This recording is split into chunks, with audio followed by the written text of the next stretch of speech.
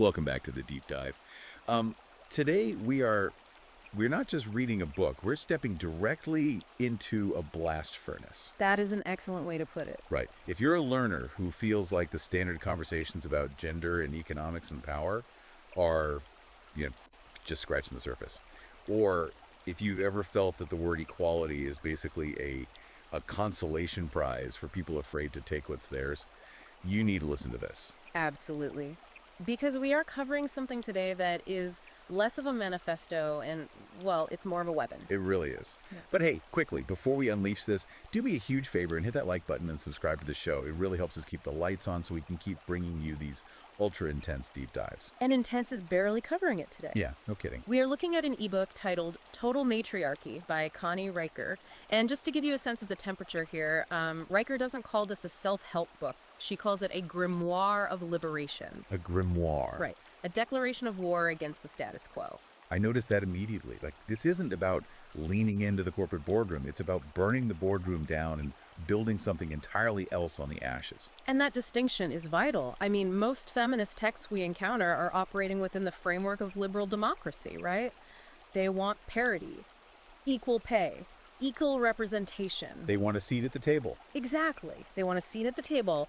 Riker's premise is unique because she rejects the entire framework of equality as a trap. A total trap. The core thesis of total matriarchy is that female supremacy is not just a political goal to aspire to, but a biological and spiritual imperative that has been suppressed. It hooks you right from the preface. I mean, it promises this ultra-long, incisive look at a worldview that combines economic theory, biological essentialism, and surprisingly, this really deep layer of occult spirituality. It's a dense text. It really asks the reader to completely dismantle their understanding of how the world works. So let's unpack the economics first.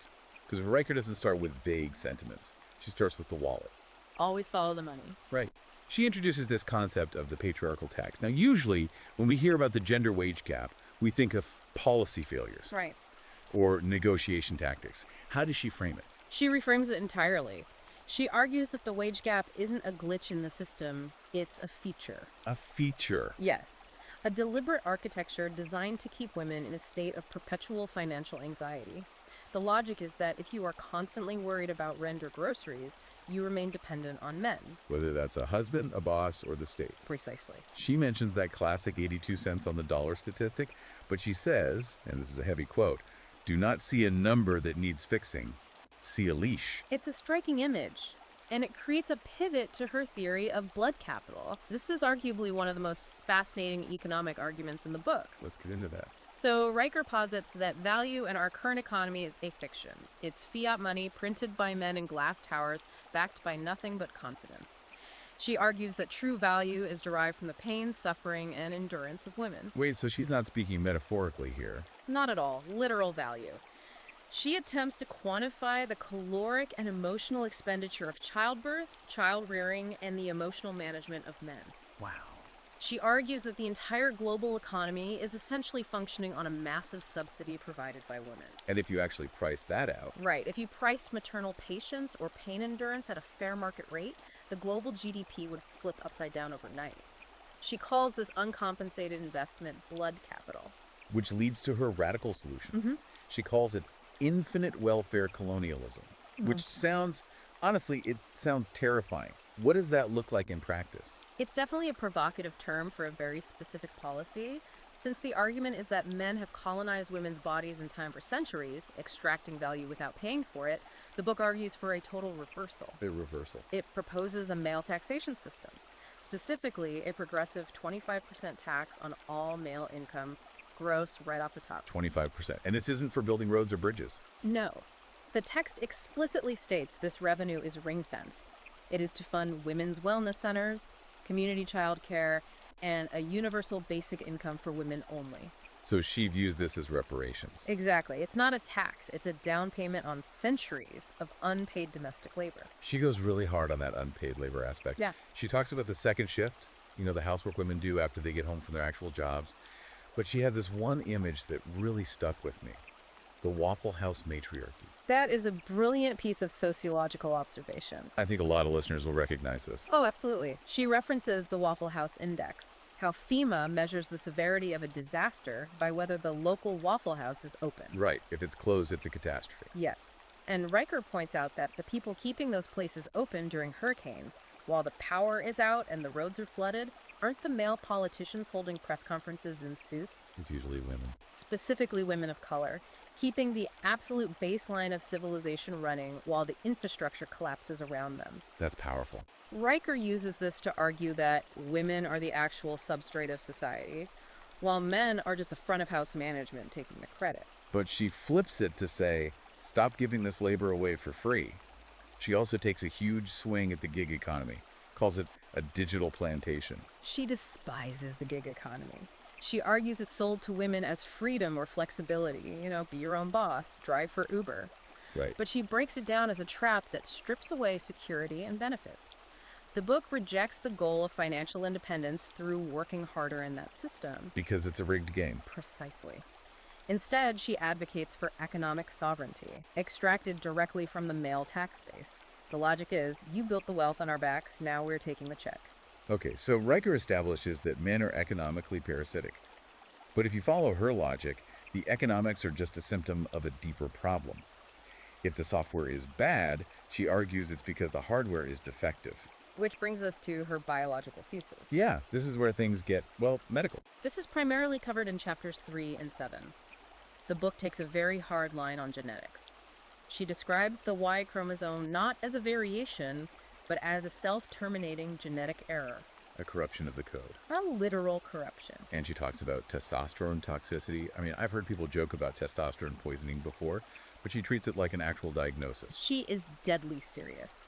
She proposes including machismo syndrome in the DSM. The psychiatric manual? Yes, the Diagnostic and Statistical Manual of Mental Disorders. She argues that high testosterone should be treated as a communicable disease because it causes aggression, destruction, and a lack of empathy. So the text basically describes men as biologically incomplete, or even parasitic on the female life force. Parasitic is the exact word she uses. And because of this toxicity, she sees a future where men aren't even needed for reproduction. She talks about the sperm bank revolution. Oh, the artificial wombs? Yes, ectogenesis. The book argues that the ultimate liberation is decoupling reproduction from the male body entirely.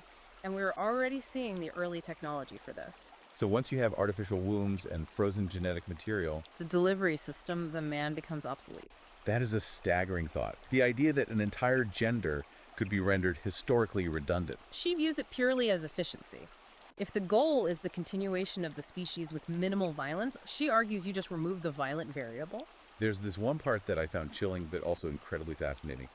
The null zone of male vulnerability. Yes, her warning about male tears. Right, because usually we are told to encourage men to open up, to be vulnerable. And Riker says, don't do that. She advises the exact opposite. This is a crucial tactical point.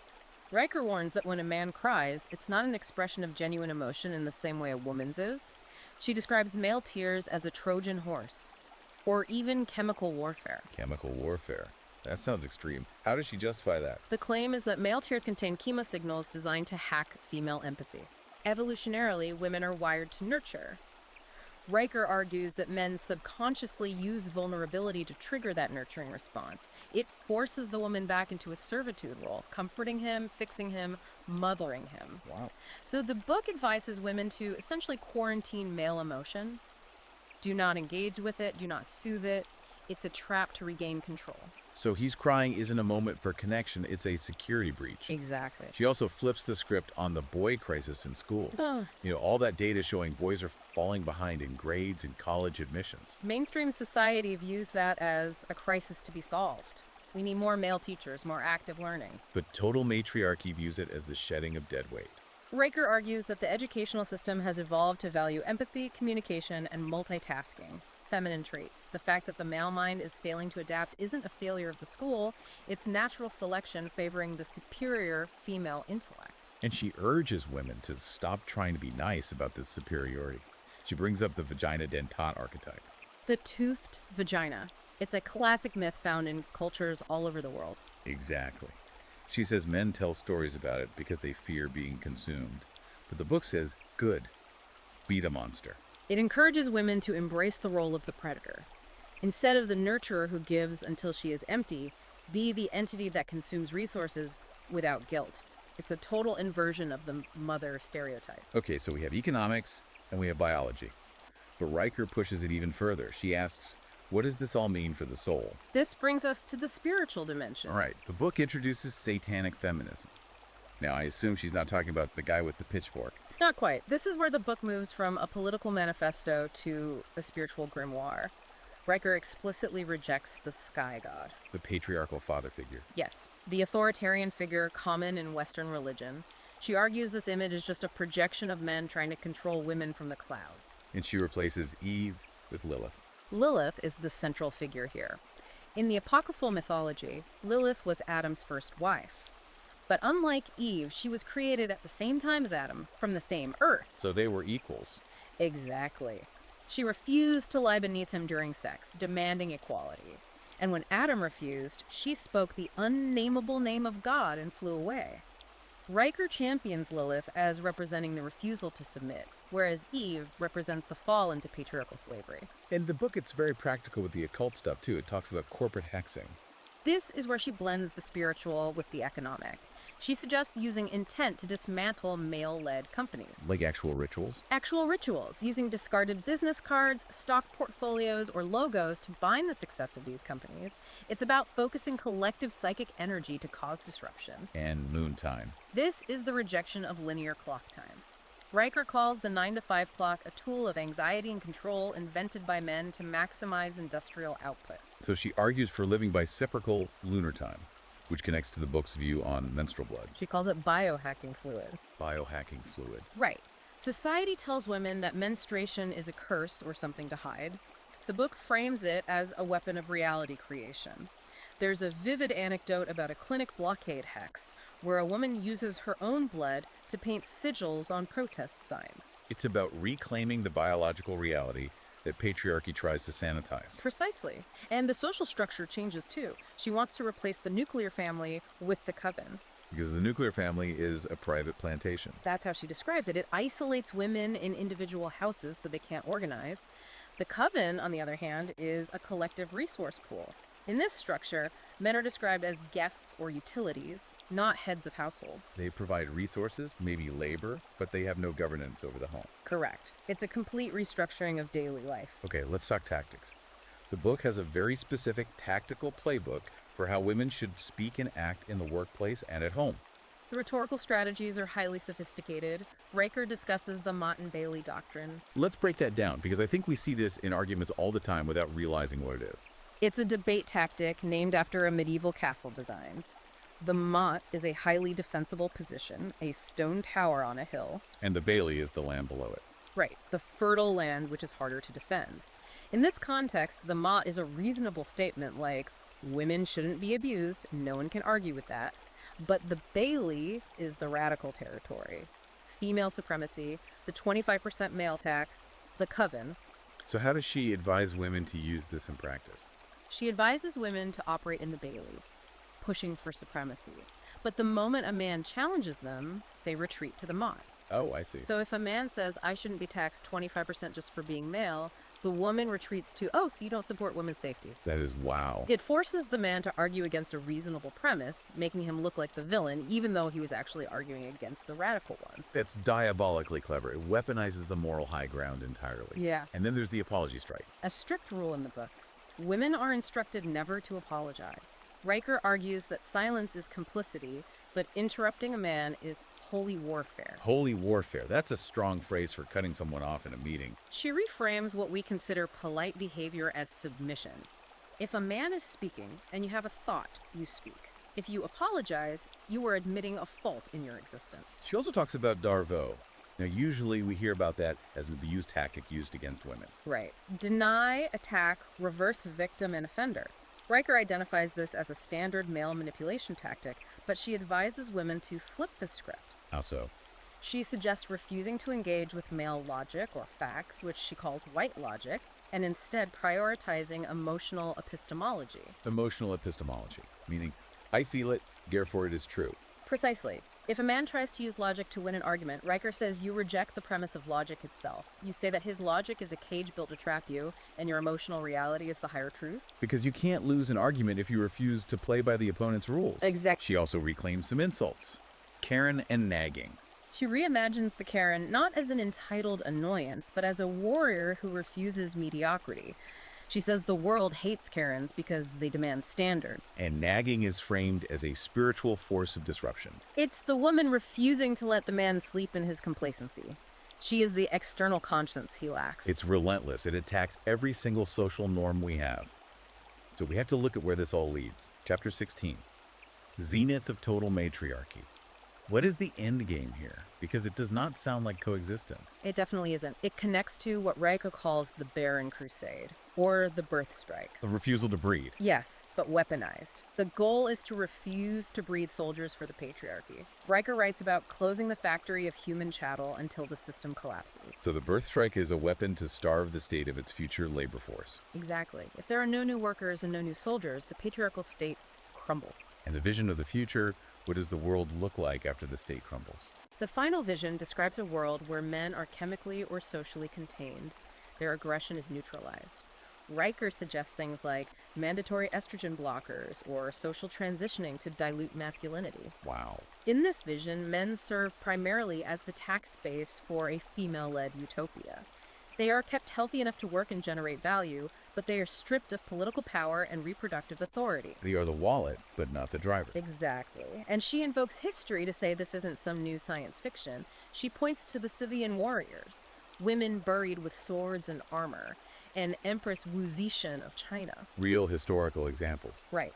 Riker argues that female rule is not a theoretical experiment. It's a return to a pre-patriarchal truth that was erased by historians. She wants to bring that truth back. It's a staggering vision. It's uncomfortable, it's radical, and it forces you to completely rethink the structures we take for granted. So, having been through this grimoire, how do we sum this up? It's a remarkably challenging text. It demands that the listener look at the Western mind not as the default setting for reality, but as a construct. A construct that Riker argues needs to be dismantled entirely. Yes. It's dense, it's provocative, and it refuses to compromise on a single point. Which leaves you wondering how much of our own internal programming is just societal architecture we've accepted without question.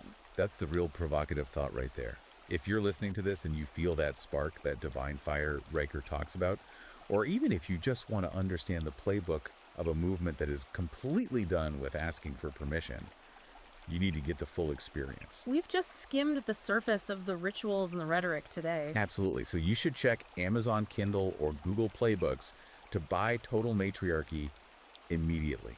It's an ultra-long, incisive read that might just permanently alter how you see the world. It certainly redefines the battlefield. It makes you realize that what we call peace might just be a ceasefire. Exactly.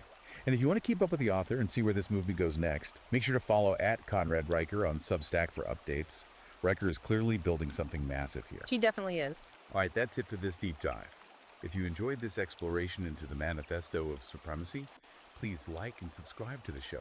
It helps us find these hidden gems and bring them to you. See you in the next deep dive.